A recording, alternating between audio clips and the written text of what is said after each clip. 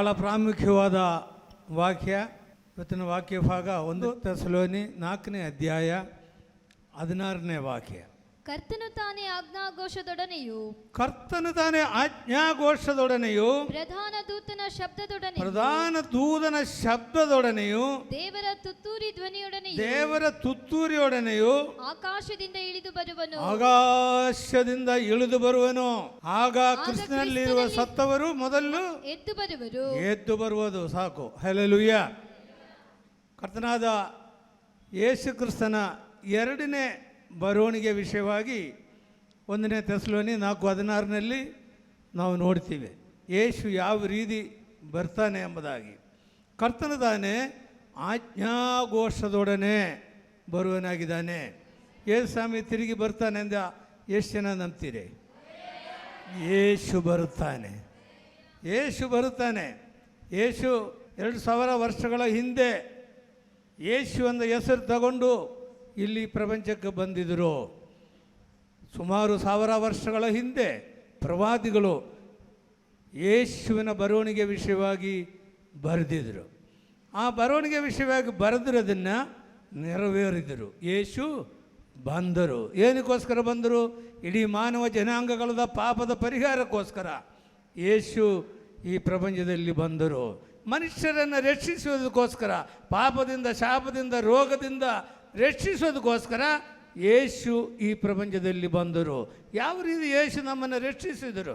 ಯೇಸು ತಾನೇ ಕಾಲ್ವರಿ ಶಿಲುಬೆಯಲ್ಲಿ ನಮಗೋಸ್ಕರ ಬಲಿಯಾದನು. ತನ್ನ ರಕ್ತವನ್ನು ನಮಗೋಸ್ಕರ ಸುರಿಸಿದನು.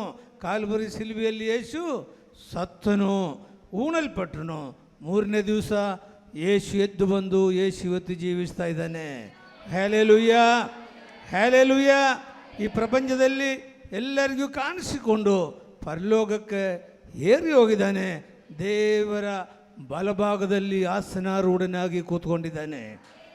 ಹಲ್ಲೆಲೂಯಾ. ದೇವರ ಆತ್ಮಸ್ವರೂಪಿ. ಅದೇ ಸಮಯದಲ್ಲಿ ಆ ದೇವರು ನಮ್ಮ ಮಧ್ಯದಲ್ಲಿದ್ದಾನೆ. ಯೇಸು ಹೇಳಿದ್ದಾನೆ, ನನ್ನ ಹೆಸರಿನಲ್ಲಿ 2-3 ಎಲ್ಲಿ ಸೇರಿ ಬಂದರು ಅವರ ಮಧ್ಯದಲ್ಲಿ ನಾನು ಇರುತ್ತೀನಿ ಎಂದ ವಾಗ್ದಾನ ಮಾಡಿರುವ ದೇವರು ಇವತ್ತು ನಮ್ಮ ಮಧ್ಯದಲ್ಲಿದ್ದಾನೆ. ಎಷ್ಟು ಜನ ನಂಬ್ತೀರಿ? ಯೇಸು ನಮ್ಮ ಮಧ್ಯದಲ್ಲಿದ್ದಾನೆ. ದೇವರ ಪ್ರಸನ್ನತೆ ನಮ್ಮ ಮಧ್ಯದಲ್ಲಿದ್ದಾವೆ. ಹಲ್ಲೆಲೂಯಾ. ದೇವರ ನಮ್ಗೆ ಸ್ತೋತ್ರವಾಗಲಿ. ಯೇಸು ಮೊದಲು ಬಂದಿರೋದು ನಿಜವಾದರೆ ಯೇಸು ಹೇಳಿದಾನೆ, ನಾನು ತಿರುಗಿ ಬರ್ತೀನಿ. ಹಲ್ಲೆಲೂಯಾ. ಯೋಹಾನ ಬರೆದ ಸುವಾರ್ತೆ 14ನೇ ಅಧ್ಯಾಯದಲ್ಲಿ ನಾವು ನೋಡ್ತೀವಿ, ನಾನು ನಿಮಗೆ ಬಿಡಾರಗಳನ್ನು ಸಿದ್ಧ ಮಾಡೋಕ್ಕೆ ಹೋಗ್ತಾ ಇದ್ದೀನಿ. ಬಿಡಾರಗಳನ್ನು ಸಿದ್ಧ ಮಾಡಿ ಆಮೇಲೆ ನಾನೇನು ಮಾಡ್ತಾ ಇದ್ದೀನಿ? ತಿರುಗಿ ಬರುತ್ತೀನಿ. ಬಂದು ಏನು ಮಾಡ್ತೀನಿ? ನಿಮ್ಮನ್ನು ಕರ್ಕೊಂಡು ಹೋಗ್ತೀನಿ. ದೇವರ ಬಳಿಗೆ ಹೋಗಕ್ಕೆ ಎಷ್ಟು ಜನ ಸಿದ್ಧವಾಗಿದ್ದೀರಿ? ಯೇಸು ತಿರುಗಿ ಬರ್ತಾನೆ. ಇಲ್ಲಿ ಹೇಳ್ತಾನೆ, ಯೇಸುವಿನ ಬರವಣಿಗೆ ವಿಷಯವಾಗಿ ಭಾಳ ಅದ್ಭುತಕರವಾದ ರೀತಿಯಲ್ಲಿ ಇಲ್ಲಿ ಬರೆದಾನೆ. ಕರ್ತನದಾನೆ ಆಜ್ಞಾಘೋಷದೊಡನೆ ಸುಮ್ಮನೆ ಬರೋಂಗಿಲ್ಲ. ಮಧ್ಯಾಕಾಶದಲ್ಲಿ ಬಂದು ಆಜ್ಞಾಘೋಷದೊಡನೆ ಬರುತ್ತಾನೆ. ಅದು ಮಾತ್ರವಲ್ಲ, ಪ್ರಧಾನ ದೂತನ ಶಬ್ದ. ಯಾರು ಪ್ರಧಾನ ದೂತನ ಗೊತ್ತಾ ನಿಮಗೆ? ಮೀಕಾಯಲ್ನ ಕೆಲಸ ಏನು ಗೊತ್ತಾ? ಯುದ್ಧ ಮಾಡೋದು. ಈಗ ಮೀಕಾಯಲ್ನ ಏನು ಹೇಳ್ತಾ ಇದ್ದಾನೆ? ಪ್ರಧಾನ ದೂತನ ಶಬ್ದದೊಡನೆಯೂ, ಆಮೇಲೆ ಇನ್ನೊಬ್ಬರು ಯಾರಿದ್ದಾರೆ ಗೊತ್ತಾ? ದೇವರ ತುತ್ತೂರಿಯೊಡನೆಯೂ. ಮೂವರ ಸಾನ್ನಿಧ್ಯದಲ್ಲಿ ಯೇಸು ತಿರುಗಿ ಬರ್ತಾನೆ. ಹಲ್ಲೆಲೂಯಾ. ಆ ಯೇಸುವಿನ ಬಳಿಗೆ ಹೋಗೋಕ್ಕೆ ನಾವು ಸಿದ್ಧರಾಗಿರೋದು ಭಾಳ ಪ್ರಾಮುಖ್ಯವಾಗಿದ್ದಾವೆ. ಹಲ್ಲೆಲೂಯಾ. ಅದರ ವಿಷಯವಾಗಿ ನಾವು ನೋಡ್ತೀವಿ. ಲೂಕನ ಬರೆದ ಸುವಾರ್ತೆ 12ನೇ ಅಧ್ಯಾಯ 40ನೇ ವಾಕ್ಯವನ್ನು ನಾವು ನೋಡ್ಕೊಳ್ಳೋಣ. ನೀವು ಸಹ ಸಿದ್ಧವಾಗಿರ್ರಿ. ಸಿದ್ಧರಾಗಿರ್ರಿ. ನೀವು ನೆನೆಸದ ಗಳಿಗೆಯಲ್ಲಿ ಮನುಷ್ಯಕುಮಾರನು ಬರುತ್ತಾನೆ. ನಾವು ನೆನೆಸದೆಲ್ಲ ಇರುವ ಸಮಯದಲ್ಲಿ ಯೇಸು ಬರ್ತಾನೆ. ಹೇಳ್ಕೊಂಡು ಬರಲ್ಲ. ಹಲ್ಲೆಲೂಯಾ. ಯೇಸು ಬರಬೇಕಾದ್ರೆ ಹೇಳ್ಕೊಂಡು ಬರಲ್ಲ. ನಾವು ಯೇಸು ಹೇಳ್ತಾನೆ, ನೀವು ನೆನೆಸದೆಲ್ಲ ಇರುವ ಸಮಯದಲ್ಲಿ ಮನುಷ್ಯಕುಮಾರನು ಬರುತ್ತಾನೆ. ಹಲ್ಲೆಲೂಯಾ. ಹಾಗಾದರೆ ಯೇಸುವಿನ ಬರವಣಿಗೆ ಭಾಳ ಹತ್ತಿರವಾಗಿದ್ದೇವೆ. ನೆನೆಸಿದ ಗಳಿಗೆಯಲ್ಲಿ ಯೇಸು ಬರ್ತಾನೆ. ಅದಕ್ಕೋಸ್ಕರ ನಾವೇನು ಮಾಡಬೇಕಂದ್ರೆ ಯೇಸುವಿನ ಬರವಣಿಗೆಗೋಸ್ಕರ ನಾವು ಸಿದ್ಧರಾಗಿರ್ಬೇಕು. ಹೆಂಗೆ ಸಿದ್ಧರಾಗೋದು? ಎಲ್ಲ ವಿಷಯಗಳು ನಾನು 12ನೇ ಅಧ್ಯಾಯದಿಂದ ತಗೊಳ್ಳೋಕೆ ಇಷ್ಟಪಡ್ತಾ ಇದ್ದೀನಿ. ಮೊದಲನೇ ವಾಕ್ಯವನ್ನು ನಾವು ನೋಡ್ಕೊಳ್ಳೋಣ. ಇಷ್ಟರಲ್ಲಿ ಸಾವಿರಾರು ಜನರು ಒಬ್ಬರನ್ನೊಬ್ಬರು ತುಳಿಯುವಷ್ಟು ಕೂಡಿ ಬಂದಿರಲಾಗಿ ಯೇಸುವಿನ ಬಳಿಗೆ ಸಾವಿರಾರು ಜನ ಬರ್ತಾನೆ ಇರ್ತಾರೆ. ಆತನು ಮೊದಲು ತನ್ನ ಶಿಷ್ಯರಿಗೆ ಹಾ. ಹೇಳುವುದಕ್ಕೆ ತೊಡಗಿದ್ದೇನೆಂದರೆ, ಹಾ. ಫರಿಸಾಯರ ಕಪಟವೆಂಬ ಹುಳಿಹಿಟ್ಟಿನ ವಿಷಯದಲ್ಲಿ ಫರಿಸಾಯರ ಕಪಟವೆಂದ ಹುಳಿಹಿಟ್ಟಿನ ವಿಷಯವಾಗಿ ಜಾಗೃತರಾಗಿರಿ. ಹುಳಿಹಿಟ್ಟು ಅಂದ್ರೆ ಏನು ಗೊತ್ತಾ? ಪಾಪ. ಫರಿಸಾಯರ ಹುಳಿಹಿಟ್ಟು ಏನು ಗೊತ್ತಾ? ಅಲ್ಲೇ ಬರ್ದಾರೆ ನೋಡಿ, ಏನದು? ಫರಿಸಾಯರದ ಕಪಟವೆಂಬ ಕಪಟ ಭಕ್ತಿ. ಹಲ್ಲೆಲೂಯಾ. ಕಪಟ ಭಕ್ತಿ. ಅವ್ರೇನು ಮಾಡ್ತಾರೆ? ನಾವು ಬಹಳ ಭಕ್ತಿವಂತರು ಅಂತ ನಾಟ್ಯ ಮಾಡುತ್ತಾರೆ, ಆದರೆ ಒಳಗಡೆ ಏನಿರಲ್ಲ, ಏನೂ ಇರಲ್ಲ. ಕಪಟ ಭಕ್ತಿ. ನಮ್ಮಲ್ಲಿ ಯಾರಾದರೂ ಇದ್ದಾರಾ ಕಪಟ ಭಕ್ತಿ? ನಾವು ಚರ್ಚಿಗೆ ಹೋಗ್ತಾ ಇದ್ದೀನಿ, ಕಪಟ ಭಕ್ತರು ಯಾರಾನ ಇದ್ದಾರಾ? ಅವರು ನರಕಕ್ಕೆ ಹೋಗೋದು. ಹಲ್ಲೆಲೂಯಾ. ಹುಳಿಹಿಟ್ಟಿನ ಭಾಳ ಪ್ರಾಮುಖ್ಯ. ಹಳೆ ಒಡಂಬಡಿಕೆ ಕಾಲದಲ್ಲಿ ನಾವು ನೋಡ್ತೀವಿ, 7 ದಿನ ಹುಳಿಹಿಟ್ಟಿರಬಾರ್ದು. ವಾರದಲ್ಲಿ ಎಷ್ಟು ದಿವಸ ಇದ್ದಾವೆ? ಎಷ್ಟು ದಿವಸ ಇದೆ ವಾರದಲ್ಲಿ? ಹಂಗಾರೆ 7 ದಿವಸ ಹುಳಿಹಿಟ್ಟಿರಬಾರ್ದು. ಹಂಗಂದ್ರೆ ಏನು? 24/7 ನಿಮ್ಮ ಮನೆಯಲ್ಲಿ ಹುಳಿಹಿಟ್ಟೆ ಇರಬಾರ್ದು. ಹಲ್ಲೆಲೂಯಾ. ಪಾಪ ಮಾಡಿದವ್ರನ್ನ ಯಾವ ರೀತಿ ನರಕ ಕಳಿಸ್ತಾರೋ, ಹುಳಿಹಿಟ್ಟು ತಿನ್ನೋದವ್ರನ್ನ ಇಸ್ರಾಯೇಲ್ ಜನರಿಂದ ತೆಗೆದಾಕ್ತಾರೆ. ದೇವರ ಮಕ್ಕಳೇ, 7 ದಿವಸ ದೇವರನ್ನು ಆರಾಧನೆ ಮಾಡೋದಕ್ಕೆ ಮುಂಚಿತವಾಗಿ ಪರಿಶುದ್ಧರಾಗಿ ಬರಬೇಕು. ಪಾಪ ನಿಮ್ಮಲ್ಲಿರಬಾರ್ದು. ಹುಳಿಹಿಟ್ಟಂದರೆ ಪಾಪ. 7 ದಿವಸ ಪಾಪ ಮಾಡಬಾರ್ದು. ಹಲ್ಲೆಲೂಯಾ. ಇದರ ಅರ್ಥವೇನು ಗೊತ್ತಾ? ಆರಾಧನೆ ಮಾಡುವಾಗ ನಾವೆಲ್ಲ ಪರಿಶುದ್ಧರಾಗಿರ್ತೀವಿ. ನಾವು ಪ್ರಾರ್ಥನೆ ಮಾಡ್ತೀವಿ ದೇವರಿಗೆ. ನಾವು ಪ್ರಾರ್ಥನೆ ಮಾಡ್ತೀವಿ, ಯೇಸುವೇ ನಮ್ಮ ಪಾಪಗಳನ್ನೆಲ್ಲ ಕ್ಷಮಿಸಪ್ಪ, ನಮ್ಮನ್ನು ಪರಿಶುದ್ಧರಾಗಿ ಮಾಡಪ್ಪ ಎಂಬುದಾಗಿ ಪ್ರಾರ್ಥನೆ ಮಾಡ್ತೀವಿ. ಇಲ್ಲಿ ಪರಿಶುದ್ಧರಾಗಿರ್ತೀವಿ. ಆಮೇಲೆ ಮನೆ ಹೋದಾಗ 6 ದಿವಸ ಕೂಡ ಏನು ಮಾಡಬೇಕಂದ್ರೆ ಪರಿಶುದ್ಧರಾಗೇ ಇರಬೇಕು. ಕಪಟ ಭಕ್ತಿ ಬೇಡ್ರಿ. ಹಲ್ಲೆಲೂಯಾ. ಕಪಟ ಭಕ್ತಿ ಬೇಡ. ಇಲ್ಲಿ ಯಾವ ರೀತಿ ದೇವರನ್ನು ಆರಾಧನೆ ಮಾಡಿ ಸಂತೋಷದಿಂದ ಇರ್ತೀರೋ ಅದೇ ರೀತಿಯಲ್ಲಿ ಕೂಡ 6 ದಿನ ಕೂಡ ಇರಬೇಕು. ನಿಮ್ಮ ಮನೆಯಲ್ಲಿ ಹೋಗಿ ಗಲಾಟೆಗಳು ಮಾಡ್ಕೋಬೇಡ್ರಿ. ಅಕ್ಕಪಕ್ಕದ ಮನೆಯವ್ರ ಹತ್ರ ಜಗಳ ಮಾಡಬೇಡ್ರಿ. ಸುಳ್ಳು ಹೇಳಬೇಡ್ರಿ. ಬೇರೆ ಬೇರೆ ಕೆಟ್ಟ ಕೆಲಸಗಳು ಮಾಡಬೇಡ್ರಿ. ಹುಳಿ ಇಲ್ಲದ ರೊಟ್ಟಿ ಮಾತ್ರ ತಿನ್ನಬೇಕು. ಹಲ್ಲೆಲೂಯಾ. ಹಾಗಾದರೆ ಹುಳಿ ಇರುವ ರೊಟ್ಟಿ, ಹುಳಿ ಇಲ್ಲದ ರೊಟ್ಟಿ ವಿಷಯವಾಗಿ ನಿಮಗೆ ಆಗಲೇ ಅರ್ಥವಾಯಿತು. ಮುಂದಕ್ಕೆ ಹೋಗೋಣ. ಲೂಕ 12ನೇ ಅಧ್ಯಾಯ 5ನೇ ವಾಕ್ಯ ನೋಡು. ನೀವು ಯಾರಿಗೆ ಹೆದರಬೇಕು? ನೀವು ಯಾರಿಗೆ ಹೆದರಬೇಕು? ನಿಮಗೆ ತಿಳಿಸುತ್ತೇನೆ. ಕೊಂದ ಮೇಲೆ ನರಕದೊಳಕ್ಕೆ ಹಾಕುವ ಅಧಿಕಾರವುಳ್ಳವನಿಗೆ ಹೆದರಬೇಕು. ಯಾರಿಗೆ ಹೆದರಬೇಕ್ರಿ? ಕೊಂದ ಮೇಲೆ ನರಕದೊಳಕ್ಕೆ ಎಲ್ಲಿಗೆ ಹಾಕ್ತಾರೆ ಅಂದೆ? ಯಾರನ್ನ ಹೋಗ್ತೀರಾ ನರಕಕ್ಕೆ? ಕೊಂದ ಮೇಲೆ ಯಾರು ನರಕಕ್ಕೆ ಹಾಕ್ತಾರೋ ಅವ್ರನ್ನ, ಯಾರದು? ದೇವರೇ ಇಲ್ವಾ? ಎಲ್ಲರೂ ಪ್ರತಿಯೊಬ್ಬರು ದೇವರ ನ್ಯಾಯಾಸನದ ಮುಂಭಾಗ ನಿಂತ್ಕೋಬೇಕು. ಹಲ್ಲೆಲೂಯಾ. ಆಡುಗಳನ್ನು ಕುರಿಗಳನ್ನು ಬೇರ್ಪಡಿಸುವ ಸಮಯ ಬರ್ತದೆ. ನಿಮ್ಮನ್ನು ಕೊಂದು ಯಾರು ನರಕಕ್ಕೆ ಹಾಕ್ತಾರೋ ಅವ್ರನ್ನ ಭಯಪಡ್ರಿ. ಈ ಪ್ರಪಂಚದಲ್ಲಿ ಯಾರನ್ನು ಭಯಪಡಬೇಡ. ಹಲ್ಲೆಲೂಯಾ. 2ನೇ ಸಂದೇಶ, ಯಾರಿಗೂ ಭಯಪಡಬೇಡ. ಭಯ ನಮ್ಮಲ್ಲಿರಬಾರ್ದು. ಭಯ ಅಂದರೆ ಏಡಿಗಳು ಸ್ವರ್ಗಕ್ಕೆ ಹೋಗ್ತಾರ? ಪ್ರಕಟಣೆ ಗ್ರಂಥದಲ್ಲಿ ನಾನು ನೋಡ್ತೀವಲ್ಲ, ಏಡಿಗಳು ಎಲ್ಲ ಹೋಗ್ತಾರೆ? ನರಕಕ್ಕೆ ಹೋಗ್ತಾರೆ. ಭಯ ಬೇಡ. ನಾವು ಧೈರ್ಯವಾಗಿರಬೇಕು. ನಮ್ಮ ದೇವರು ನಮ್ಮ ಜೊತೆಯಲ್ಲಿದ್ದಾನೆ, ಯೇಸು ನಮ್ಮ ಜೊತೆಯಲ್ಲಿದ್ದಾನೆ. ನಾವು ಯಾರನ್ನ ಭಯಪಡ್ತೀವಿ? ಭಯ ಬೇಡ. ಒಬ್ಬರನ್ನ ಭಯಪಡಬೇಕು. ನಿನ್ನ ಆತ್ಮವನ್ನು ಕೊಂದು ನರಕಕ್ಕಾಗ್ತಾರಲ್ಲ ಅವರನ್ನ ಭಯಪಡಬೇಕು. ಅದು ಯಾರು? ನಮ್ಮ ಕರ್ತನಾದ ಯೇಸು ಕ್ರಿಸ್ತನು. ಸರ್ವಶಕ್ತನಾದ ದೇವರಿಗೆ ನೀನು ಭಯಪಡಬೇಕು. ಹಲ್ಲೆಲೂಯಾ. ಮತ್ತು ನಾವು ನೋಡೋಣ, ಮತ್ತು ಕೆಳಗಡೆ 10ನೇ ವಾಕ್ಯ. ಮನುಷ್ಯಕುಮಾರನ ಮೇಲೆ ಹ್ಮ್ ಏನಾದರೂ ಮಾತಾಡುವ ಪ್ರತಿಯೊಬ್ಬನಿಗೆ ಹ್ಮ್ ಕ್ಷಮಾಪಣೆಯಾಗುವುದು. ಹ್ಮ್ ಆದರೆ ಹ್ಮ್. ಪವಿತ್ರಾತ್ಮನನ್ನು ದೂಷಿಸುವವನಿಗೆ ಪವಿತ್ರಾತ್ಮನಿಗೆ ದೂಷಿಸ್ಬೇಡ್ರಿ, ಕ್ಷಮಾಪಣೆ ಇಲ್ಲ. ಅವರಿಗೆ ಕ್ಷಮಾಪಣೆ ಇಲ್ಲ. ಹಲ್ಲೆಲೂಯಾ. ಪವಿತ್ರಾತ್ಮನಿಗೆ ದೂಷಿಸ್ಬೇಡ್ರಿ, ಅವ್ರಿಗೆ ಏನಿಲ್ಲ, ಕ್ಷಮಾಪಣೆ ಇಲ್ಲ. ಅವರಿಗೆ ಕ್ಷಮಾಪಣೆ ಇಲ್ಲ. ಹಲ್ಲೆಲೂಯಾ. ಆತ್ಮದಿಂದ ಕುಣಿದಾಡ್ತಾರೆ ಕೆಲವರು. ನಗುಬೇಡ್ರಿ, ಹೀಯಾಳಿಸ್ಬೇಡ್ರಿ. ಪವಿತ್ರಾತ್ಮನ ಶಕ್ತಿಯಿಂದ ನಾವು ದೇವರನ್ನು ಆರಾಧನೆ ಮಾಡಬೇಕಾದ್ರೆ ನಮಗೆ ಗೊತ್ತಾಗಲ್ಲ. ನಾವು ಯಾರಿಗೆ ಅಧೀನರಾಗಿರ್ತೀವಿ? ಪವಿತ್ರಾತ್ಮನಿಗೆ ಅಧೀನರಾಗಿರ್ತೀವಿ. ಪವಿತ್ರಾತ್ಮನಿಗೆ ದುಃಖಿಸಬೇಡ್ರಿ. ಹಲ್ಲೆಲೂಯಾ. ಮತ್ತು ನಾವು ವಾಕ್ಯಗಳನ್ನು ನೋಡೋರಾಗಿರ್ತೀವಿ. 15ನೇ ವಾಕ್ಯ, ಎಲ್ಲ ಲೋಭಕ್ಕೂ ಎಚ್ಚರಿಕೆಯಾಗಿದ್ದು ನಿಮ್ಮನ್ನು ಕಾಪಾಡಿಕೊಳ್ಳಿರಿ. ಎಲ್ಲ ಲೋಭಕ್ಕೂ ಎಚ್ಚರಿಕೆಯಾಗಿದ್ದು ನಿಮ್ಮನ್ನು ಕಾಪಾಡಿಕೊಳ್ಳಿರಿ. ನಿಮ್ಮನ್ನು ಕಾಪಾಡಿಕೊಳ್ಳರಿ. ಏನು ಲೋಭ ಅಂದರೆ ಏನು? ದ್ರವ್ಯಾಗ್ರಹ, ಹಣದಾಸೆ, ಕೆಟ್ಟ ಕೆಟ್ಟ ವಿಷಯಗಳು. ಇದಕ್ಕೇನು ಮಾಡಬೇಕಂದ್ರೆ ಎಚ್ಚರವಾಗಿದ್ದು ನಿಮ್ಮನ್ನು ಕಾಪಾಡಿಕೊಳ್ಳರಿ. ಹಲ್ಲೆಲೂಯಾ. ಮತ್ತು ಕೆಳಗಡೆ ಓದು. ಒಬ್ಬನಿಗೆ ಎಷ್ಟು ಆಸ್ತಿ ಇದ್ದರೂ ಒಬ್ಬನಿಗೆ ಎಷ್ಟು ಆಸ್ತಿ ಇದ್ದರೂ ಅದು ಅವನಿಗೆ ಜೀವಾಧಾರವಾಗುವುದಿಲ್ಲ. ಅವನಿಗೆ ಜೀವಾಧಾರವಾಗೋದಿಲ್ಲರಿ. ನೀವು ದೊಡ್ಡ ಶ್ರೀಮಂತರಾಗಿರ್ಬೋದು, ಬೇಕಾದಷ್ಟು ಕೋಟಾನುಗಟ್ಟಲೆ ದುಡ್ಡು ಇರ್ಬೋದು, ಆ ದುಡ್ಡು ನಿಮ್ಮನ್ನು ಉಳಿಸಕ್ಕೆ ಸಾಧ್ಯವಿಲ್ಲ. ವಾಕ್ಯದಲ್ಲಿ ಬರೆದಿದ್ದಾವೆ. ಹಲ್ಲೆಲೂಯಾ. ಒಬ್ಬನಿಗೆ ಎಷ್ಟು ಆಸ್ತಿ ಇದ್ದರೂ ಅದು ಅವನಿಗೆ ಜೀವಾಧಾರವಾಗುವುದಿಲ್ಲ. ನಿಮ್ಮ ಜೀವ ಉಳಿಸೋಕ್ಕೆ ನಿಮ್ಮ ಆಸ್ತಿ ಕೈಯಲ್ಲಿ ಸಾಧ್ಯವಿಲ್ಲರಿ.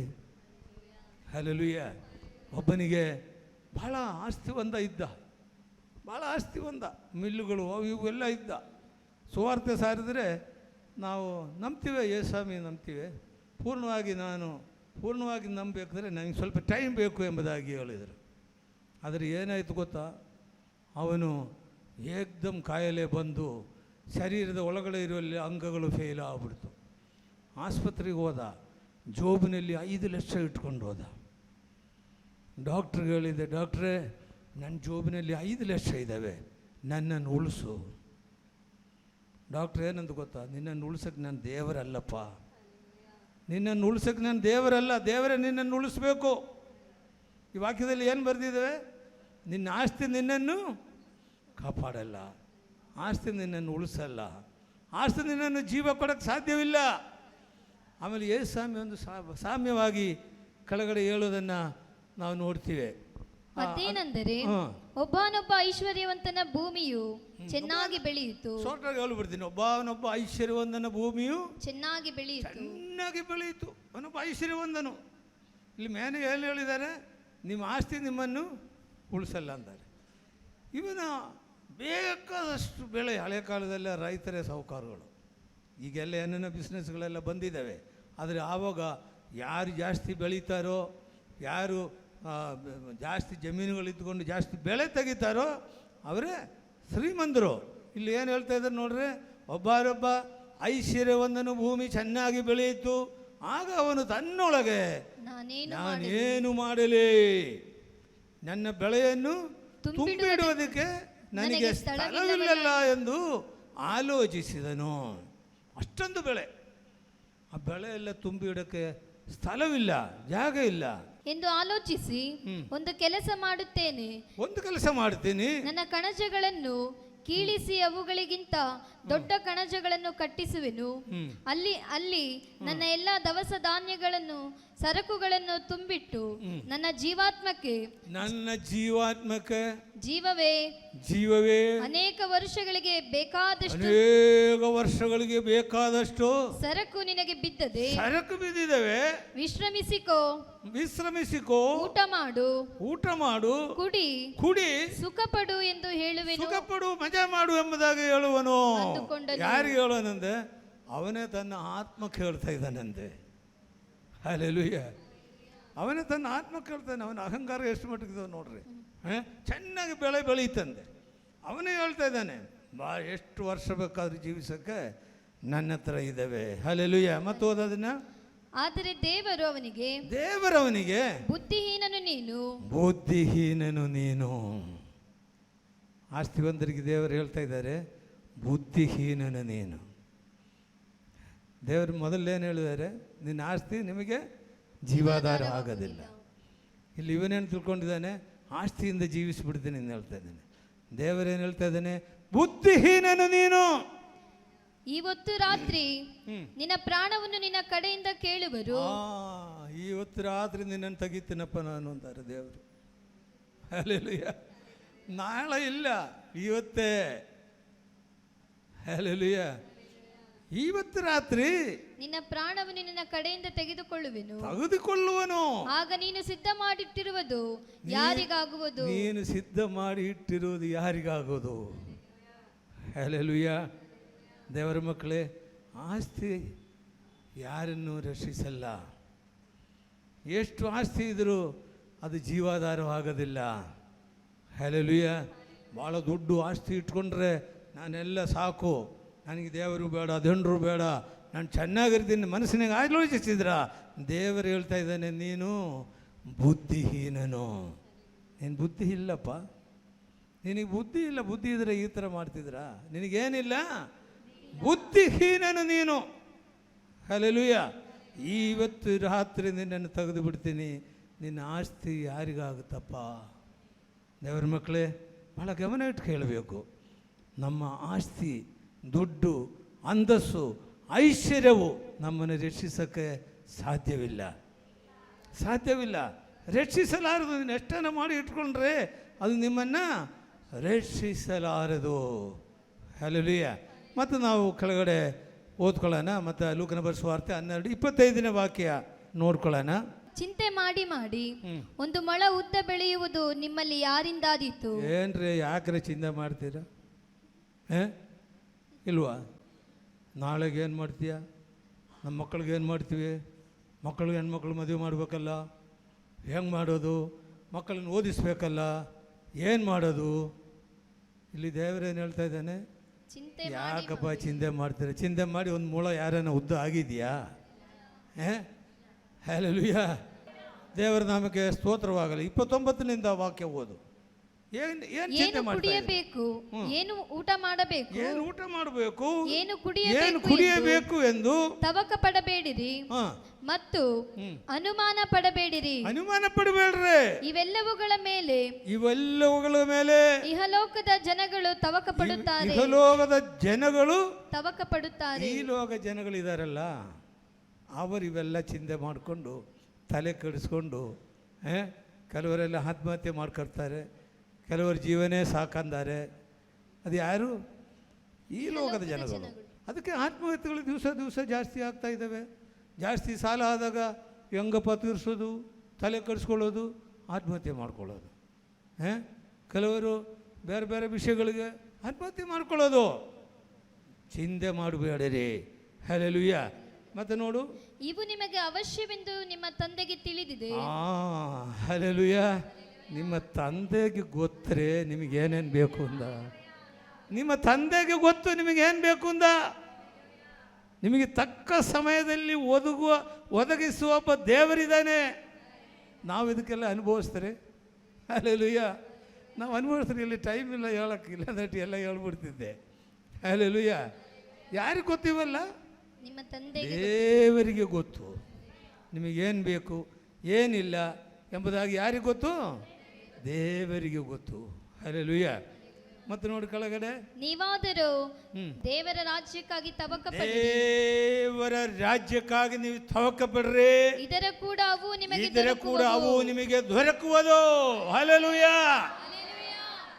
ದೇವರ ರಾಜ್ಯಕ್ಕಾಗಿ ನೀವು ತವಕ ಪಡ್ತೀರಾ? ನಿಮ್ಮ ಎಲ್ಲವನ್ನು ದೇವರು ನೋಡುವನಾಗಿದ್ದಾನೆ. ನಿಮ್ಮೆಲ್ಲವನ್ನು ಯಾರು ನೋಡ್ತಾನೆ?